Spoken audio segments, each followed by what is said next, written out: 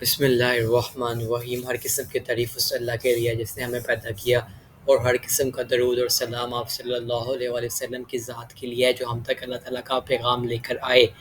हम anti fungal drugs को discuss कर रहे हैं। इससे पहले मैं एक वीडियो बना चुका हूँ जिसमें हमने इंट्रोडक्शन पढ़ा है एंटी फंगल ड्रग्स का, जिसमें हमने एंटी फंगल ड्रग्स की क्लासिफिकेशन के बारे में पढ़ा और फंजाई के स्ट्रक्चर के बारे में पढ़ा। क्योंकि फंजाई का स्ट्रक्चर पढ़ना ज़रूरी है, उसी के हिसाब से फिर हम एंटी फंगल ड्रग्स का मैकेनिज्म ऑफ एक्शन भी पढ़ेंगे इंशाल्लाह।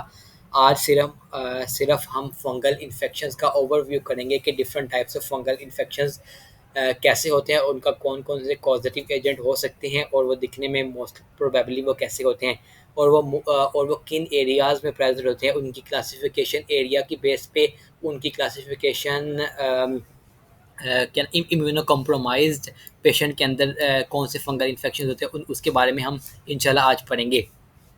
तो सबसे पहले हम most common type of fungal infections के बारे में पढ़ेंगे। तो मोस्ट कॉमन फंगल इन्फेक्शन में आता है नेल का इन्फेक्शन, जो हमारे हाथों की उंगलियों और पाँव की उंगलियों को अफेक्ट करता है। ऐसा फंगल इन्फेक्शन जो हमारी पाँव की उंगलियों और हाथों की उंगलियों को इन्फेक्ट करता है, वो उसे कहते हैं फंगल नेल इन्फेक्शन। ये दिखने में कुछ इस तरह का होता है।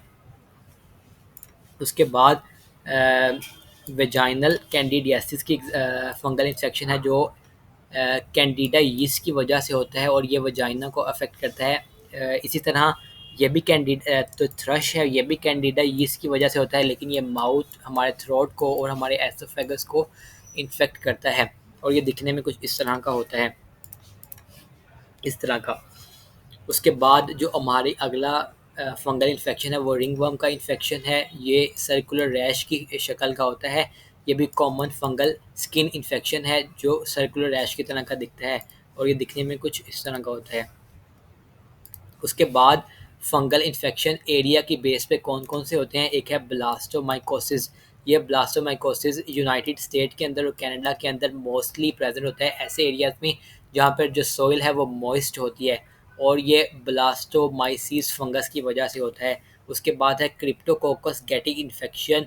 ये ट्रॉपिकल और सब ट्रॉपिकल एरियाज़ के अंदर प्रेजेंट होता है, जिस तरह यूनाइटेड स्टेट का पैसिफिक नॉर्थ वेस्ट एरिया और ब्रिटिश और कोलंबिया। तो ये इन एरियाज़ में प्रेजेंट होता है क्रिप्टोकोकस गैटी इन्फेक्शन। आप इनकी पिक्चर्स वगैरह गूगल पर सर्च कर सकते हो कि ये दिखने में कैसा होता है। उसके बाद अगला इन्फेक्शन है पैराकोकिडियो डायोड माइकोसिस। ये भी फंगस पैराकोकी डायोड्स की वजह से होता है। ये हमारे सेंट्रल और साउथ अमेरिका जो एरिया है उसके अंदर प्रेजेंट है, और ऐसे लोगों को ये अफेक्ट करता है जो मोस्टली आउटडोर रूरल एरियाज़ में काम करते हैं। तो ये मोस्टली उन पेशेंट्स के अंदर फंगल इन्फेक्शन ये पाया जाता है। नेक्स्ट जो फंगल इन्फेक्शन है वो कोकिडियो डायोड माइकोसिस है, जिसको हम वैले फीवर भी कहते हैं। ये भी यूनाइटेड स्टेट्स और मेक्सिको के पार्ट में मोस्टली प्रेजेंट होता है। ये जो इन्फेक्शन की क्लासिफिकेशन है फंगल इन्फेक्शन की, ये डिपेंड ऑन द एरिया पे है, एरिया के हिसाब से क्लासिफिकेशन है। हम इनके पॉजिटिव एजेंट्स के बारे में देखते हैं। दो तरह के पॉजिटिव एजेंट होते हैं, एक होते हैं ट्रू पैथोजेंस और एक होते हैं अपॉर्चुनिस्टिक पैथोजेंस। जो ट्रू पैथोजेंस होते हैं वो ऐसे इंडिविजुअल्स को इफ़ेक्ट करते हैं जो हेल्दी इंडिविजुअल होते हैं, और जो अपॉर्चुनिस्टिक पैथोजेंस होते हैं वो इम्यूनो कॉम्प्रोमाइज्ड जो पेशेंट होते हैं उनको अफेक्ट करते हैं। जिस तरह अगली हमारी फंगल डिजीज़ की क्लासिफिकेशन है, ऐसे फंगल डिजीज़ जो इम्यूनो कॉम्प्रोमाइज्ड पेशेंट के अंदर प्रेजेंट होते हैं, क्योंकि जो इम्यूनो कॉम्प्रोमाइज्ड पेशेंट होगा उसके अंदर इन्फेक्शन को फाइट करने की सलाहियत पहले ही नहीं होगी, क्योंकि वो उनका जो इम्यून सिस्टम है वो पहले ही वीक हुआ होता है। मोस्ट प्रोबेबली HIV का इन्फेक्शन हो, या उसको कैंसर का इन्फेक्शन हो, या उसका ऑर्गन ट्रांसप्लांट वगैरह हुआ हो, या सर्टेन मेडिकेशंस की वजह से उसका जो इम्यून सिस्टम है वो कंप्रोमाइज़ हुआ होता है। ऐसी सिचुएशन में जो डिजीज़ या जो फंगल इन्फेक्शन अफेक्ट करती हैं उनमें सबसे पहले आता है एस्परगिलोसिस, और दूसरे नंबर पे आता है Candida ओरिस infection. Aspergillosis Aspergillus species की वजह से, एस्परगिलस फंगस स्पीशी की वजह से होता है, और जो कैंडिडा ओरिस इन्फेक्शन है ये एक सीरियस ग्लोबल हेल्थ हेल्थ के लिए थ्रेट है, मतलब बहुत ज़्यादा वाइड स्प्रेड फंगल इन्फेक्शन है। इसी तरह इन्वेसिव कैंडिडियासिस भी इम्यूनो कॉम्प्रोमाइज पेशेंट के अंदर फंगल इन्फेक्शन की टाइप है। इसी तरह न्यूमोसिस्टिस नमूनिया, जो कि ऐसी फंगस न्यूमोसिस्टिस जीरोविशिया जिसको कहते हैं, वो इसका कॉजेटिव एजेंट है न्यूमोसिस्टिस निमोनिया का। इसी तरह कैंडिडियासिस का इन्फेक्शन है। इसी तरह क्रिप्टोकोकस न्यूमोफॉर्मन का इन्फेक्शन है। यह एंटी फंगल यह फंगल इन्फेक्शंस उनकी क्लासिफिकेशन है, डिपेंड करता है कि वो किस सिचुएशन में है। सबसे पहले हमने मोस्ट कॉमन फंगल इन्फेक्शन देखे, उसके बाद हमने फंगल इन्फेक्शंस की क्लासिफिकेशन देखी बेस उनकी लोकेशन की बेस पे। फिर हमने फंगल इन्फेक्शंस की टाइप्स देखी बेस्ड ऑन के पेशेंट का इम्यून सिस्टम वीक है।